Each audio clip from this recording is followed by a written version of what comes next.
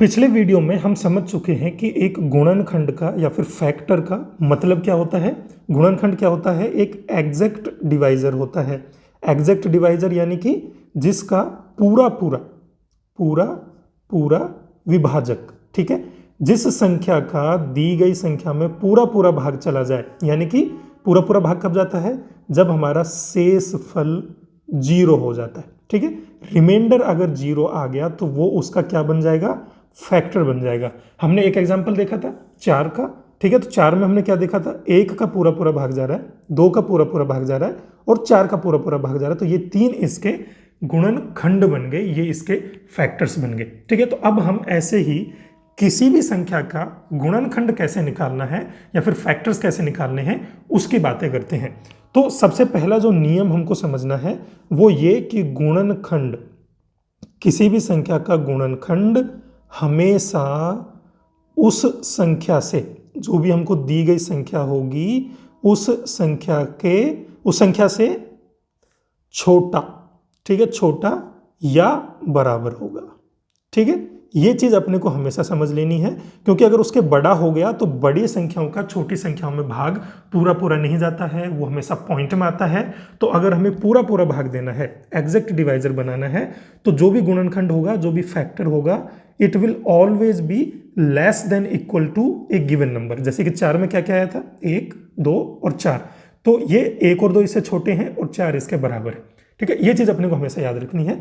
जैसे अगर मुझे अभी 6 के गुणनखंड बताने हैं, 6 के गुणनखंड बताओ कौन कौन से होंगे, तो इसको सॉल्व करके देखो और फिर आगे हम यहाँ पे उत्तर देखते हैं। अभी इसके फैक्टर्स क्या क्या होंगे, तो उनको निकालने के लिए हम क्या करते हैं, हमेशा इसमें भाग देके देखेंगे किस किस का, 1 का, 2 का, 3 का, 4 का, 5 का, 6 का, क्योंकि यही वो संख्याएं हैं जो इससे या तो छोटी हैं या फिर इसके बराबर है। 0 का कभी भी भाग नहीं जाता है, इसलिए हम 0 को नहीं लिखते हैं। अब देखिए 6/1 में अगर कर देता हूं, ठीक है। अब मैं आपको पूरा भाग आपको करके नहीं बता रहा हूं, क्योंकि इतना तो आता ही अपने को सबको।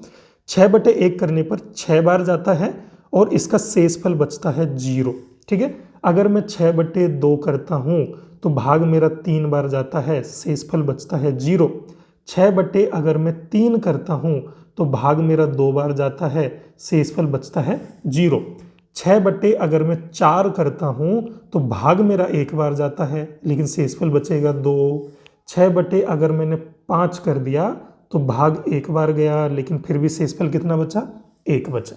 फिर अगर मैंने 6/6 किया तो मेरा भाग गया 1 बार और शेषफल बच गया 0, ठीक है। अब इतना करने के बाद में अगर मुझसे ये पूछा जाए कि 6 के फैक्टर्स कौन कौन से हैं, 6 के गुणनखंड कौन कौन से हैं, तो हमें क्या देखना है?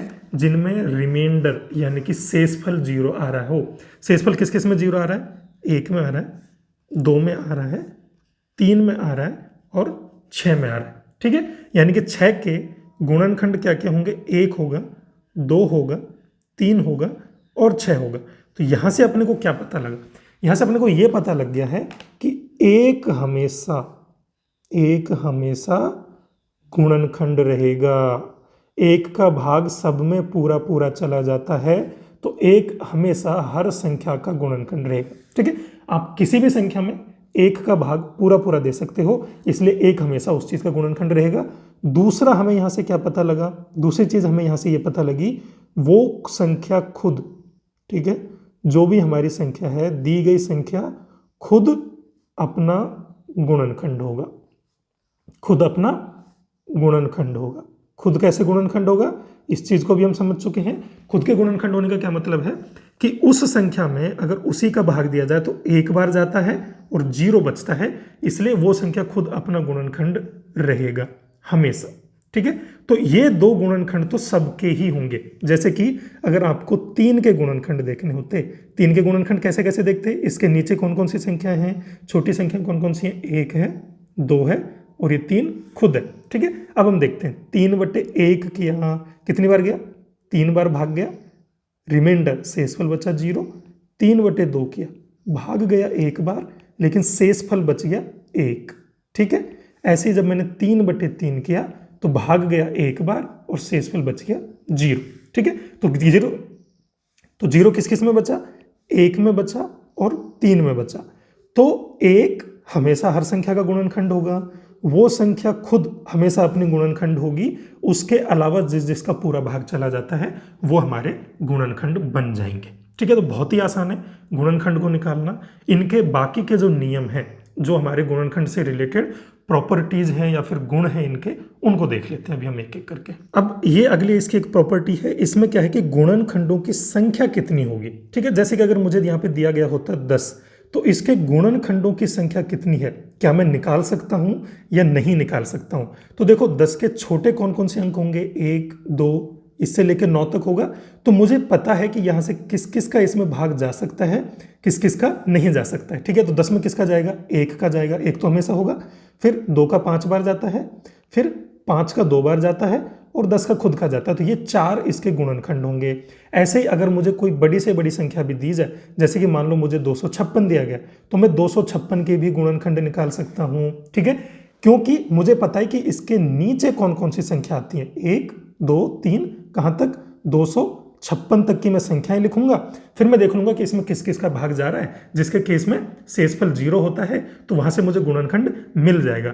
तो दी गई कोई भी संख्या है, उसका जो गुणनखंड है वो क्या होते हैं, परिमित होते हैं। परिमित का क्या मतलब होता है, फाइनाइट। फाइनाइट यानी कि हम उनको निकाल सकते हैं।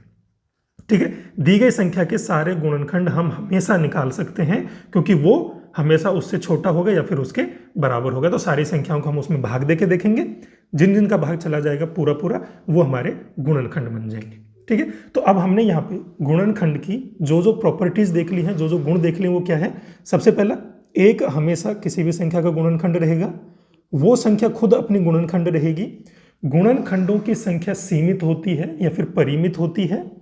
कोई भी जो गुणनखंड है उसका भाग देने पर 0 शेषफल बचता है और एक गुणनखंड उस संख्या के बराबर या उससे छोटा होता है। ठीक है, तो ये कुछ हमने प्रॉपर्टीज हैं जो यहाँ पे देख ली हैं, जो आपको याद रखनी है गुणनखंडों के लिए। मान लीजिए हमें एक सवाल दिया गया है कि आपको 36 के सभी गुणनखंड बताने हैं, यानी कि 36 में किस किस का पूरा पूरा भाग चला जाता है, ये अपने को यहाँ पे निकालना है। तो उसके लिए हम क्या करेंगे, 1 2 3 4 5 6 7, इससे लेके हम लोग कहाँ तक लिखेंगे, 35 36 तक लिखेंगे। अब हम सारे नंबर्स को इससे डिवाइड करके देखेंगे, जिसका पूरा पूरा भाग चला जाएगा वो उसका गुणनखंड बनेगा, जिसका नहीं जाएगा वो गुणनखंड नहीं बनेगा। ठीक है, तो इसमें हमको क्या याद रखना है कि अगर हमारा गुणनखंड यानी कि जो फैक्टर है वो रिपीट हो जाए, ठीक है, रिपीट अगर हो जाता है तो हमें वहां पे रुक जाना है। ठीक है, रुक जाना है। तो अननेसेसरी हमें यहाँ पे 36 बार भाग ना देना पड़े, उसके लिए हमने यहाँ पे एक नियम बना दिया है कि अगर कोई गुणनखंड रिपीट हो गया है, 2 बार आ गया है, तो हम रुक जाएंगे। इसका क्या मतलब है, सबसे पहले हम क्या करेंगे, 36/1 किया, 36 बार भाग गया, रिमाइंडर बचा 0, पूरा पूरा भाग चला गया। 36/2 किया, इसका 18 बार भाग गया, रिमाइंडर बचा 0। 36/3 किया, भाग इसका गया 12 बार, रिमाइंडर बचा 0। 36/4 किया, भाग मेरा गया 9 बार, रिमाइंडर बचा अगेन 0। ठीक है, इसके बाद में 36 अगली संख्या क्या आएगी, 5 आएगी। 5 का कितनी बार भाग गया, 7 बार, रिमाइंडर कितना बचा 1। लेकिन अभी तक कुछ भी रिपीट नहीं हुआ, तो और आगे बढ़ेंगे हम लोग। 36/6 मैंने किया, 6 बार भाग गया, रिमाइंडर बचा 0।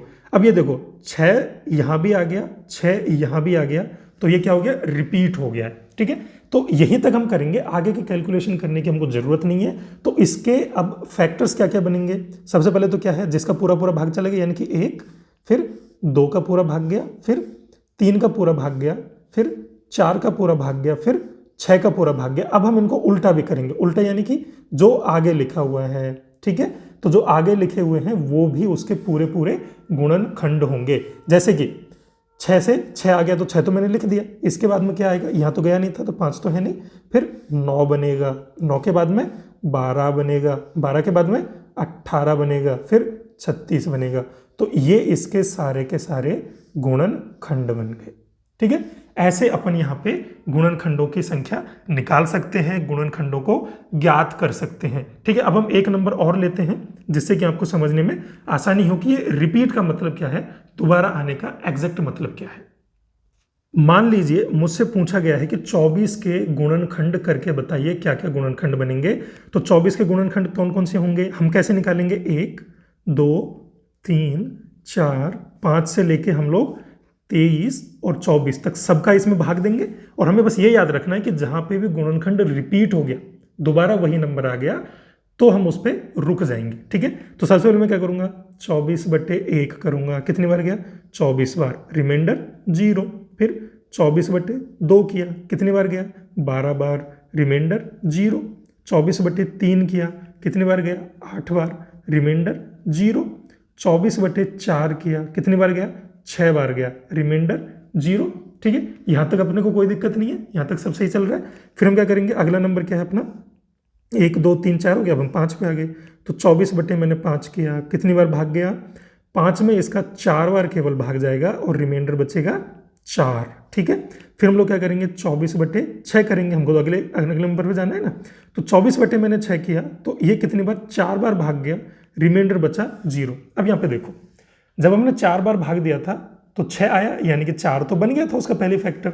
अब यहाँ पे फिर से 4 आ गया, जिसमें पूरा पूरा भाग जा रहा है, रिमाइंडर 0 होना चाहिए। ये चीज़ अपने को याद रखनी है, यानी कि 4 यहाँ पे क्या हो गया है, रिपीट हो गया है, या फिर हम ये बोल सकते हैं कि 6 रिपीट हो गया। किसी को भी रिपीटेड मानो, तो अगर एक बार रिपीट हो गया, दोबारा आ गया, तो हम यहीं पे रुक जाएंगे, यानी कि आगे वालों को नहीं देखेंगे। तो इसके गुणनखंड क्या क्या बनेंगे, जिनका पूरा पूरा भाग चला गया, किस किस का पूरा पूरा भाग गया, यहाँ पे 1 का, 2 का, 3 का, 4 का, फिर 6 का पूरा पूरा भाग गया है। इसके बाद में क्योंकि 6 का तो 4 बार ही गया, हम लोग रुक गए यहाँ पे, तो जो उल्टे नंबर सारे, यानी कि 4 का 6 बार गया, तो 6 मैंने लिख दिया। फिर 8 भी इसका एक गुणनखंड होगा, फिर 12 भी इसका एक गुणनखंड होगा, और फिर 24 भी इसका एक गुणनखंड होगा। ठीक है, इस तरीके से हम इसके गुणनखंडों को निकाल सकते हैं। अब एक और सवाल ले लेते हैं, जिससे कि आप लोगों को कोई कन्फ्यूजन बचे नहीं। मैं जितने ज़्यादा हो सकता है उतने ज़्यादा सवाल करवा रहा हूँ, जिससे कि कन्फ्यूजन की कोई गुंजाइश नहीं रहे, कुछ प्रॉब्लम नहीं आए समझने में। हम मान लेते हैं कि 28 के हमको गुणनखंड निकालने। 28 के गुणनखंड कैसे निकालेंगे, फटाफट करते हैं। 1 2 3 4 5, इससे लेके हमको 26 27 और 28 सबका भाग देके देखना है, और जहां एक गुणनखंड रिपीट हो जाएगा, 2 बार आ जाएगा, वहां हम रुक जाएंगे। ठीक है, तो 28/1 किया, 28 बार भाग गया, 0 बचा। 28/2 किया, 14 बार भाग गया, 0 बचा। 28/3 किया, कितनी बार भाग जाएगा इसमें, इसका 9 बार भाग जाएगा और एक रिमाइंडर बचेगा। ठीक है, फिर 28/4 किया, अब कितनी बार भाग जाएगा, 7 बार, रिमाइंडर कितना बचा, 0। फिर मैंने क्या किया, 28/5 किया, इसमें कितनी बार भाग गया, 5 बार, रिमाइंडर कितना बचा, 3। ये आप लोग करके देख सकते हो, है ना। 28/6 किया, भाग कितनी बार गया इसमें, इसमें जाएगा 4 बार, लेकिन रिमाइंडर बचेगा 4। फिर 28/7 किया, कितनी बार भाग गया, 4 बार, रिमाइंडर बचा 0। 28/8 किया, लेकिन यहाँ पे क्या आ गए, 7 4। ठीक है, 7 4 अपने पहले भी आ चुके हैं, तो ये अपना यहाँ पे क्योंकि रिपीट हो गया है, तो यहीं पे हम रुक जाएंगे, आगे वालों को करने की जरूरत बिल्कुल भी नहीं है। ठीक है, तो अब हमारे पास में क्या क्या इसका फैक्टर बने, क्या क्या गुणनखंड बने। सबसे पहले 1 का पूरा पूरा भाग गया, उसके बाद में 2 का पूरा भाग गया, फिर 3 का गया क्या, 3 का नहीं गया तो 3 नहीं बनेगा। 4 का गया क्या, 4 का पूरा भाग गया। 5 का गया क्या, नहीं। 6 का गया, 6 का भी नहीं गया क्योंकि इसमें रिमाइंडर बच गया था 4। फिर 7 का गया क्योंकि उसमें रिमाइंडर 0 बचा। अब इसके बाद में रिपीट हो गया था, रिपीट हो गया यानी कि 7 में 4 बार ही गया था, 4 में 7 बार गया था। फिर अगला अपना 14, ठीक है, फिर उसके अगला अपना 28। तो ये बन गए इसके सारे के सारे गुणनखंड। तो इस प्रकार से अगर अपने को कोई भी संख्या दी जाए तो हम उसके गुणनखंडों को निकाल सकते हैं। ठीक है, अब आपको गुणनखंड के सारे नियम पता लग गए, गुणनखंड कैसे निकालने हैं वो पता लग गए। अब अगले वीडियो में हम देखेंगे कि मल्टीपल क्या होता है या फिर गुणज क्या होता है।